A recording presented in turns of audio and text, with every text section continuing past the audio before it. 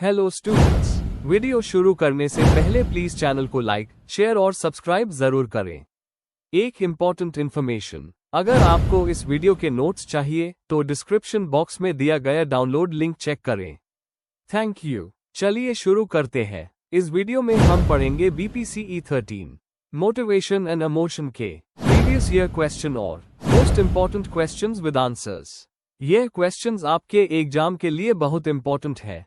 अगर आपने ये अच्छे से कर लिए तो एग्जाम निकलना पक्का है। Let's begin. Question 9, describe the general characteristics of emotions. Question explanation. इस क्वेश्चन में हमें इमोशंस की बेसिक और कॉमन कैरेक्टरिस्टिक्स एक्सप्लेन करनी है। मतलब हमें बताना है कि इमोशंस कैसे एक्सपीरियंस होते हैं, बॉडी और माइंड पर कैसे अफेक्ट करते हैं और सोशल लाइफ में क्या रोल प्ले करते हैं। एग्जाम्पल्स और थियरीज यूज करने से आंसर स्ट्रॉन्ग होगा। आंसर। इंट्रोडक्शन। इमोशंस एक कॉम्प्लेक्स साइकोलॉजिकल स्टेट होते हैं जिसमें फीलिंग्स, बॉडी के रिएक्शंस और बिहेवियर सब इंक्लूड होते हैं। ये हमारे थॉट्स, डिसीजन मेकिंग और रिलेशनशिप्स को डीपली इन्फ्लुएंस करते हैं। साइकोलॉजिस्ट्स ने इमोशंस को समझने के लिए काफी स्टडीज और थियरीज दी है। जनरल कैरेक्टरिस्टिक्स इमोशंस के बेसिक फीचर्स को क्लियर करते हैं और बताते हैं कि ये ह्यूमन लाइफ में कितने इंपॉर्टेंट होते हैं। Main body. 1. Universality of emotions. Paul Ekman के अकॉर्डिंग कुछ इमोशंस जैसे happiness, sadness, fear, anger, surprise और डिस्गस्ट हर कल्चर में सेम होते हैं। जैसे स्माइल हर जगह खुशी का साइन है और क्राइंग सैडनेस दिखाता है। यह प्रूव करता है कि इमोशंस का बायोलॉजिकल बेस है। 2. Subjective experience. हर पर्सन इमोशंस को अलग तरीके से एक्सपीरियंस करता है। एक ही सिचुएशन किसी को एक्साइट करेगी तो किसी को स्ट्रेस देगी। एग्जाम्पल, पब्लिक स्पीकिंग एक स्टूडेंट के लिए कॉन्फिडेंस का सोर्स हो सकता है और दूसरे के लिए एंजाइटी का। 3. Physiological arousal. इमोशंस बॉडी में फिजिकल चेंजेस लाते हैं जैसे हार्ट बीट तेज होना, स्वेटिंग या हार्मोनल चेंजेस। फियर के time sympathetic nervous system activate होता है और बॉडी फाइट या फ्लाइट के लिए रेडी हो जाती है।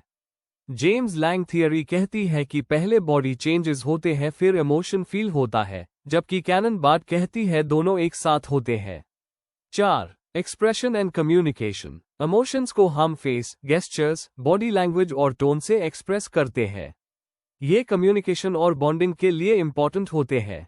डार्विन के थियरी के हिसाब से इमोशनल एक्सप्रेशन सर्वाइवल के लिए यूजफुल है। एग्जाम्पल, एंगर दिखाना या स्माइल करना। 5. Motivational role of emotions. Emotions हमारे एक्शंस को गाइड और एनर्जाइज करते हैं।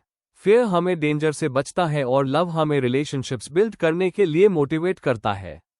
पॉजिटिव इमोशंस प्रोडक्टिविटी बढ़ते हैं और नेगेटिव इमोशंस भी सर्वाइवल में हेल्प करते हैं। 6. Transient and dynamic nature. Emotions short lived होते हैं, वो एकदम से आते हैं और सिचुएशन के हिसाब से चेंज हो जाते हैं। मूड्स के ऑपोजिट, इमोशंस ज्यादा इंटेंस होते हैं लेकिन शॉर्ट ड्यूरेशन के लिए होते हैं। एग्जाम्पल, गुड न्यूज मिलते ही खुशी होना, जो थोड़ी देर बाद नॉर्मल हो जाता है। 7. Influence on cognition and decision making. Emotions सोचने और डिसीजन मेकिंग को डायरेक्ट करते हैं। एंजाइटी कंसंट्रेशन को कम कर सकती है, जबकि पॉजिटिव मूड क्रिएटिविटी को बढ़ता है। डैनियल गोलमैन का इमोशनल इंटेलिजेंस कॉन्सेप्ट बताता है कि अगर हम इमोशंस को समझ और कंट्रोल कर ले तो बेटर डिसीजंस ले सकते हैं। 8. Social and cultural aspects. Basic emotions तो सब कल्चर्स में सेम होते हैं, लेकिन एक्सप्रेशन कल्चर स्पेसिफिक होता है। जैसे वेस्टर्न कल्चर्स इमोशंस ओपनली दिखाते हैं, लेकिन एशियन कल्चर्स में इमोशंस को कंट्रोल करना ज्यादा वैल्यूड होता है। मतलब इमोशंस एक तरफ बायोलॉजिकल है और दूसरी तरफ सोशल भी। कंक्लूजन। तो ओवरऑल इमोशंस यूनिवर्सल होते हैं लेकिन हर पर्सन उन्हें अपने तरीके से फील करता है। यह बॉडी, माइंड और बिहेवियर सब पे अफेक्ट करते हैं। इमोशंस मोटिवेशन देते हैं, सोशल कम्युनिकेशन को इजी बनाते हैं और डिसीजन मेकिंग में गाइड करते हैं। अगर हम इन्हें समझ लें तो अपनी लाइफ और रिलेशनशिप्स को बेटर मैनेज कर सकते हैं। If you need the notes of this video, there is a download link in the description box. Be sure to check it out. Thank you. Question 10, achievement motivation. Question explanation. इस क्वेश्चन में हमें achievement motivation का concept समझना है। मतलब इसका definition, features, theories और रियल लाइफ एप्लीकेशंस एक्सप्लेन करने हैं। साथ ही फैक्टर्स भी बताने हैं जो इससे अफेक्ट करते हैं और एजुकेशन, वर्क और पर्सनल लाइफ में इसका रोल समझना है। आंसर। इंट्रोडक्शन। अचीवमेंट मोटिवेशन एक ऐसी साइकोलॉजिकल नीड है जो इंसान को सक्सेस पाने, एक्सीलेंस दिखाने और अपने गोल्स अचीव करने के लिए पुश करती है। ये मोटिवेशन एकेडमिक्स, प्रोफेशन और पर्सनल लाइफ सब जगह इंपॉर्टेंट होती है। साइकोलॉजिस्ट डेविड मैक्लेलैंड ने इस टॉपिक पर काफी काम किया है। इस आंसर में हम मीनिंग, थियरीज, फीचर्स, फैक्टर्स और यूजेस के बारे में डिटेल में पढ़ेंगे। Main body. 1. Meaning and definition of achievement motivation. Achievement motivation का मतलब है सक्सेस पाने की इच्छा, अपने गोल्स के लिए हार्ड वर्क करना और अचीवमेंट से खुशी मिलना।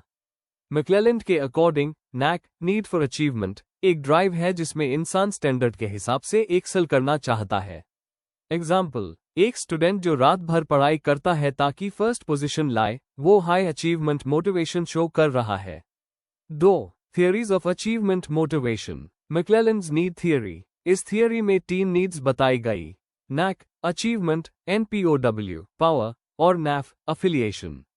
हाई अचीवर्स मॉडरेट डिफिकल्टी के टास्क पसंद करते हैं, खुद जिम्मेदारी लेते हैं और फीडबैक लेना चाहते हैं। एटकिंसन्स रिस्क टेकिंग मॉडल। एटकिंसन ने बताया कि अचीवमेंट मोटिवेशन 2 चीजों का बैलेंस है: सक्सेस की इच्छा और फेलियर से बचने की इच्छा।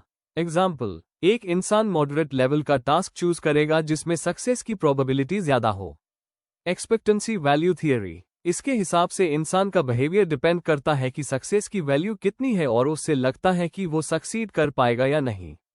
3. Characteristics of achievement motivation. High achievers realistic goals set करते हैं, पर्सनल एफर्ट के थ्रू सक्सेस पाना पसंद करते हैं, फीडबैक लेकर अपने परफॉर्मेंस को इम्प्रूव करते हैं, परसिस्टेंट, कॉन्फिडेंट और कैलकुलेटेड रिस्क लेने वाले होते हैं। एग्जाम्पल, बिजनेस स्टार्ट करने वाले एंटरप्रेन्योर्स हाई अचीवमेंट मोटिवेशन दिखाते हैं। 4. Factors influencing achievement motivation. Family and socialization. Parents जो इंडिपेंडेंस एनकरेज करते हैं और अचीवमेंट्स रिवॉर्ड करते हैं, उनके बच्चे हाई अचीवर्स बनते हैं। कल्चर। इंडिविजुअलिस्टिक कल्चर कंपटीशन और पर्सनल सक्सेस प्रमोट करता है, जबकि कलेक्टिविस्ट कल्चर ग्रुप सक्सेस पे फोकस करता है। एजुकेशन। चैलेंजिंग टास्क्स और कंस्ट्रक्टिव फीडबैक देने वाले टीचर्स स्टूडेंट्स में मोटिवेशन बढ़ते हैं। पर्सनालिटी। जो लोग अपने लाइफ को कंट्रोल करने में बिलीव करते हैं, इंटरनल लोकस ऑफ कंट्रोल, उनमें अचीवमेंट मोटिवेशन हाई होती है। 5. Applications of achievement motivation. Education students को हार्ड वर्क और परसिस्टेंस के लिए पुश करता है। Work place. एम्प्लॉइज इनिशिएटिव लेते हैं, प्रोडक्टिविटी बढ़ते हैं और ऑर्गेनाइजेशन के लिए फायदा करते हैं। स्पोर्ट्स। एथलीट्स अपनी ट्रेनिंग और परफॉर्मेंस में एक्सीलेंस दिखाते हैं। Personal life. Individuals challenges face करते हैं, अपने गोल्स अचीव करते हैं और ग्रोथ पाते हैं। कंक्लूजन। अचीवमेंट मोटिवेशन एक पावरफुल साइकोलॉजिकल ड्राइव है जो इंसान को एक्सीलेंस और सक्सेस की तरफ पुश करती है। ये पर्सनालिटी, कल्चर और सोशल फैक्टर्स से इन्फ्लुएंस होती है। एजुकेशन, वर्क, स्पोर्ट्स और लाइफ के हर एरिया में इसका रोल बहुत इंपॉर्टेंट है। हाई अचीवमेंट मोटिवेशन ना सिर्फ पर्सनल सक्सेस दिलाता है, बल्कि सोसाइटी को भी प्रोग्रेस की तरफ ले जाता है। If you need the notes of this video, there's a download link in the description box. Be sure to check it out. Thank you. Question 11. Signs and arousal of anxiety. Question explanation. इस क्वेश्चन में हमें 2 चीजें explain करनी है: anxiety के science या symptoms जो बॉडी, माइंड और बिहेवियर में दिखते हैं। एंजाइटी के अराउजल कैसे ट्रिगर होता है, क्यों होता है और उसके पीछे का मैकेनिज्म। हमें फिजिकल, इमोशनल और कॉग्निटिव साइंस के साथ साथ बायोलॉजिकल और साइकोलॉजिकल अराउजल प्रोसेस भी बतानी है। आंसर। इंट्रोडक्शन। एंजाइटी एक ऐसी इमोशनल स्टेट है जिसमें इंसान को टेंशन, घबराहट और डर का एहसास होता है। नॉर्मल स्ट्रेस से एंजाइटी ज्यादा इंटेंस और लंबी चलती है। इसके अलग अलग साइंस होते हैं: फिजिकल, इमोशनल और बिहेवियरल। एंजाइटी का अराउजल उन ट्रिगर्स को दिखाता है जो इन रिस्पॉन्सेस को एक्टिवेट करते हैं, जैसे नर्वस सिस्टम और सोचने का तरीका। इन दोनों को समझना एंजाइटी को आइडेंटिफाई और मैनेज करने के लिए जरूरी है। Main body. 1. फिजिकल और physiological science of anxiety. Anxiety के समय बॉडी में फास्ट हार्ट बीट, पसीना आना, ट्रेमर्स और मसल्स टाइट हो जाती है। ये सब ऑटोनॉमिक नर्वस सिस्टम के वजह से होता है जो फाइट और फ्लाइट रिस्पॉन्स एक्टिवेट करता है। एग्जाम्पल, एग्जाम के पहले स्टूडेंट के हाथ कांपना, पाम स्वेटी होना और दिल तेज धड़कना। 2. इमोशनल और cognitive science of anxiety. Emotionally इंसान रेस्टलेस, इरिटेट और फियर फील करता है। कॉग्निटिवली कंसंट्रेशन ब्रेक हो जाता है, नेगेटिव थॉट्स आते हैं और हमेशा डेंजर का डर बना रहता है। बेक की कॉग्निटिव थियरी के हिसाब से एंग्शियस लोग सिचुएशंस को ज्यादा थ्रेटनिंग इंटरप्रेट करते हैं। एग्जाम्पल, अगर कोई रात को डार्क स्ट्रीट पे चल रहा है तो बिना वजह डेंजर के थॉट्स आना। 3.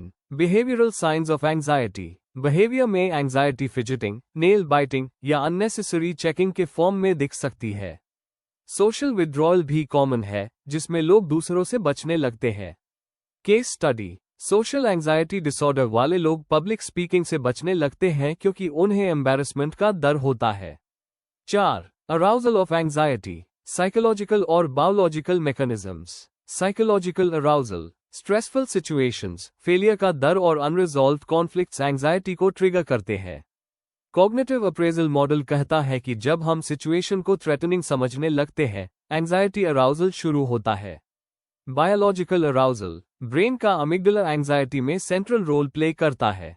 ये हाइपोथैलेमस को एक्टिवेट करके एड्रेनालिन और कोर्टिसोल रिलीज करता है। एग्जाम्पल, इंटरव्यू के टाइम जज होने का thought, psychological trigger, amygdala activate करता है, बायोलॉजिकल प्रोसेस, जिससे पाम स्वेटी हो जाती है। याकीज-डॉटसन लॉ, मॉडरेट एंजाइटी परफॉर्मेंस को इंप्रूव करती है, पर एक्सेसिव अराउजल एफिशिएंसी को कम कर देता है। कंक्लूजन, ओवरऑल एंजाइटी के साइंस बॉडी, माइंड और बिहेवियर में क्लियरली दिखते हैं, जैसे fast heartbeat, constant worry और अवॉइडेंस बिहेवियर। इसका अराउजल साइकोलॉजिकल ट्रिगर्स और बायोलॉजिकल प्रोसेसेस दोनों से होता है। माइल्ड एंजाइटी मोटिवेशन के लिए यूजफुल होती है, पर ज्यादा एंजाइटी डेली फंक्शनिंग को डिस्टर्ब करती है। अगर हम इन साइंस को पहचान लें, तो कोपिंग और ट्रीटमेंट इजी हो जाता है। If you need the notes of this video, there's a download link in the description box. Be sure to check it out. Thank you. Question 12. Curiosity and culture. Question explanation. इस क्वेश्चन में हमें curiosity यानी सीखने और explore करने की इच्छा, और कल्चर जो एक समझ के बिलीफ्स, वैल्यूज और ट्रेडिशंस होते हैं, के बीच का रिलेशन समझना है। मतलब क्यूरियोसिटी को कल्चर कैसे शेप करता है और दोनों एक दूसरे को कैसे इन्फ्लुएंस करते हैं, यह एक्सप्लेन करना है। Answer, introduction. क्यूरियोसिटी एक नेचुरल ह्यूमन ड्राइव है जो हमें नए चीजें सीखने, एक्सप्लोर करने और समझने के लिए मोटिवेट करती है। ये लर्निंग और डेवलपमेंट का मेन इंजन है। कल्चर एक ग्रुप के बिलीफ्स, वैल्यूज और प्रैक्टिसेस होते हैं जो हमें गाइड करते हैं कि क्या सही है और क्या गलत। दोनों के बीच एक डायनामिक रिलेशन है। क्यूरियोसिटी हमें एक्सप्लोर करने पुश करती है और कल्चरस एक्सप्लोरेशन की डायरेक्शन और लिमिट सेट करता है। इस आंसर में हम क्यूरियोसिटी और कल्चर का रिलेशन और उनकी इंपॉर्टेंस डिस्कस करेंगे। Main body. 1. क्यूरियोसिटी का कॉन्सेप्ट। क्यूरियोसिटी को डिफाइन किया जाता है एक ऐसी इच्छा के रूप में जो नए नॉलेज और एक्सपीरियंस पाने के लिए होती है। डैनियल बलिने ने इससे 2 पार्ट्स में डिवाइड किया। परसेप्चुअल क्यूरियोसिटी, नए सेंसरी एक्सपीरियंसेस की इच्छा, और एपिस्टेमिक क्यूरियोसिटी, नॉलेज और आइडिया समझने की इच्छा। यह लर्निंग, क्रिएटिविटी और साइंटिफिक प्रोग्रेस के लिए बहुत इंपॉर्टेंट है। एग्जाम्पल, एक छोटा बच्चा बार बार क्यों पूछता है, ये उसके कॉग्निटिव ग्रोथ का हिस्सा है। 2. कल्चर का मीनिंग और रोल। कल्चर एक शेयर्ड सिस्टम है जिसमें बिलीफ्स, वैल्यूज और नॉर्म्स इंक्लूड होते हैं। ये हमें एक स्ट्रक्चर देता है कि समझ में क्या एक्सेप्टेबल है। कल्चर कभी क्यूरियोसिटी को इनकरेज करता है और कभी लिमिट भी। एग्जाम्पल, वेस्टर्न कल्चर्स में इंडिपेंडेंट थिंकिंग को प्रमोट किया जाता है, जबकि कुछ ट्रेडिशनल कल्चर्स में अथॉरिटी को क्वेश्चन करना डिस्करेज किया जाता है। 3. क्यूरियोसिटी और कल्चर का interaction. Culture guiding curiosity. Culture decide करता है कि हम किस चीज के बारे में एक्सप्लोर करें। जैसे कोई समझ साइंस को इंपॉर्टेंस देता है, तो वहां टेक्नोलॉजी में क्यूरियोसिटी प्रमोट होती है। Curiosity challenging culture. कभी कभी क्यूरियोसिटी कल्चरल प्रैक्टिसेस को चैलेंज करती है और रिफॉर्म्स लेकर आती है। जैसे रिफॉर्मर्स ने पुराने ट्रेडिशंस को क्वेश्चन किया और समझ को प्रोग्रेस की तरफ बढ़ाया। Cross cultural differences. Collectivist cultures में क्यूरियोसिटी ग्रुप के इंटरेस्ट के लिए होती है, जबकि इंडिविजुअलिस्टिक कल्चर्स में पर्सनल एक्सप्लोरेशन ज्यादा होता है। 4. एग्जाम्पल्स और एप्लीकेशंस। एजुकेशन। अगर स्कूल सिस्टम रोट लर्निंग पर बेस्ड है तो क्यूरियोसिटी डैब जाती है, लेकिन इंक्वायरी बेस्ड टीचिंग इसे नर्चर करती है। साइंस। एंशिएंट ग्रीस और रेनेसां यूरोप ने दिखाया कि जब कल्चर फ्री थॉट को सपोर्ट करता है तो साइंटिफिक प्रोग्रेस होती है। सोसाइटी। दूसरे कल्चर्स के प्रति क्यूरियोसिटी प्रेजुडिस को कम करती है और ग्लोबल हार्मनी बढ़ती है। Modern example. आज के डिजिटल एज में इंटरनेट ने एक ग्लोबल क्यूरियोसिटी कल्चर बना दिया है जहां लोग दुनिया भर का नॉलेज एक्सेस करते हैं। कंक्लूजन। आखिर में, क्यूरियोसिटी एक नेचुरल टेंडेंसी है सीखने की, और कल्चर एक फ्रेमवर्क है जो इससे गाइड या रिस्ट्रिक्ट करता है। दोनों का बैलेंस होना जरूरी है ताकि प्रोग्रेस भी हो और सोशल हार्मनी भी बनी रहे। अगर क्यूरियोसिटी को कल्चर के कॉन्टेक्स्ट में सही डायरेक्शन माइल, तो यह इनोवेशन, म्यूचुअल रिस्पेक्ट और डेवलपमेंट दोनों को प्रमोट करती है। Before we end, please like, share and subscribe the channel for more such study materials and one important information अगर आपको नोट्स चाहिए, तो डिस्क्रिप्शन बॉक्स में डाउनलोड लिंक दिया हुआ है। जरूर चेक करें। Thank you.